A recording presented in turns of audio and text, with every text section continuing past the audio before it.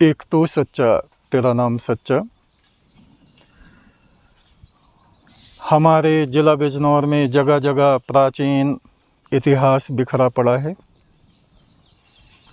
उन्हीं इतिहास के पन्नों को खोलने के लिए आज हम यहाँ प्राचीन स्थल माल देवता पर आए हैं। ये माल देवता जाहर दीवान जी की पीढ़ी में से कोई देवता हुए हैं।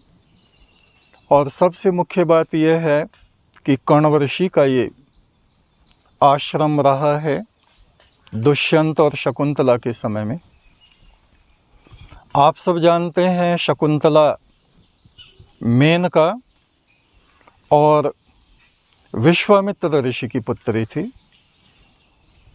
वो स्वर्ग को चली गई कि ये रखी तुम्हारी कन्या, और ऋषि विश्वामित्र अपना तप करने एक तरफ चले गए कि इसका पालन पोषण कौन करेगा, नारायण करेंगे, पालनहार जो है। अपने शिष्यों के साथ कण्व ऋषि आ रहे थे। उन्होंने उस बच्ची को देखा। क्या देखा कि पक्षियों ने उस पे पंखों से छाया किया हुआ है। धूप उसके मुंह पे पड़ रही है, उस धूप को रोकने के लिए पक्षियों ने छाया की हुई है। तो ये दृश्य देख के ऋषि ने उस बच्ची को गोद में उठा लिया और उसका नाम शकुंतला रखा। शकुंतला यानी पक्षी जिसकी रक्षा कर रहे हैं, ऐसा नाम। यहीं पर ऋषि कण्व ने उस बच्ची को पाला, बड़ी हुई, युवा हुई। युवा काल में यहाँ घूमते घूमते हस्तिनापुर के राजकुमार दुष्यंत यहाँ आए। कालिदास अपने अभिज्ञान शाकुंतलम में लिखते हैं उनकी सारी बातें।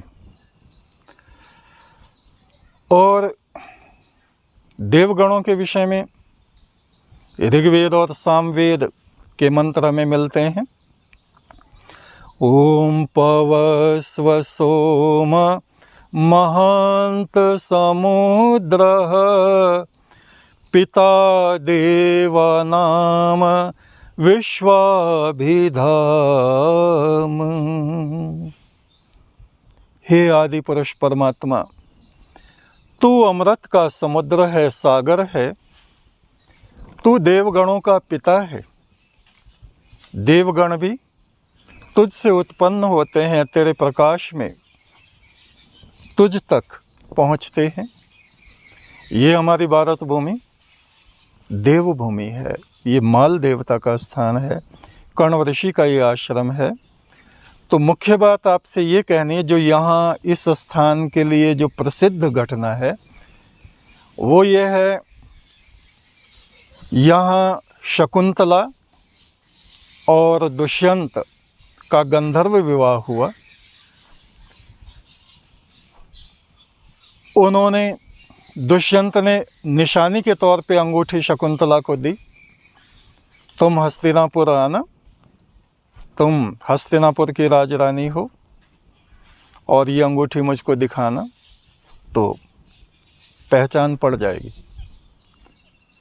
कालांतर में इसी स्थान पर शकुंतला बैठी हुई थी दुष्यंत की याद में, और दुर्वासा आ गए और उसे पता नहीं चला कब ऋषि आके खड़े हो गए। वो दुष्यंत के ध्यान में थी। दुर्वासा ऋषि पहले से ही क्रोधी थे। उन्होंने कहा, अरे तूने हमें प्रणाम तक नहीं किया। जिसकी याद में, स्मरण में तू बैठी है वो तुझे भूल जाएगा। वही हुआ। शकुंतला जब गई हस्तिनापुर और कहा, आपका मेरा विवाह हुआ है और मेरे उदर में आपका शिशु है, बच्चा है, कहा, और आपने अंगूठी दी थी वो तो खो गई। शुक्रताल जो है वहाँ पे गई होगी उस रास्ते से, तो वो अंगूठी उसमें गिर गई। वो लौट के फिर यहीं पे आ गई। अब एक मछली उस अंगूठी को निगल गई थी। किसी मछुआरे ने मछली पकड़ी और जब उसको चीरा तो वो अंगूठी मिली।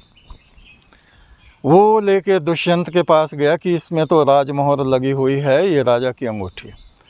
वो अंगूठी देखते ही उसको सारा वृतांत याद आ गया। ओहो, मैंने कण्व ऋषि के आश्रम में गंधर्व विवाह किया था शकुंतला से, और ना जाने वो कैसी होगी। तो वो यहाँ आते हैं अपने रथ पे चढ़ के, और यहाँ आश्रम में आके एक दृश्य, अद्भुत दृश्य देखते हैं। शेर बैठा है, उसके बच्चे बैठे हैं, और एक छोटा लड़का होगा 5-6 साल का, एक उसने सिंह शावक को, सिंह के बच्चे को पकड़ा हुआ है, और उसके मुंह ऐसे फाड़ा हुआ है और उसके दांत गिन रहा है। दुष्यंत ने पूछा, पुत्र क्या कर रहे हो? इस शेर के दांत गिन रहा हूं। तुम किसके बेटे हो? मैं शकुंतला का बेटा हूं। शकुंतला कहाँ है? वहाँ है। वहाँ जाके देखा तो वो थी, और कण्व ऋषि वहाँ थे। दुष्यंत ने कण्व ऋषि से क्षमा याचना की, मेरी त्रुटि है, गलती हो गई, मैं अपने बच्चे को और पत्नी को इतने दिन यहाँ छोड़े रहा, अब आप दोबारा मुझे आज्ञा दीजिए, मैं इस बच्चे को ले जाऊँ। बोले ले जाओ।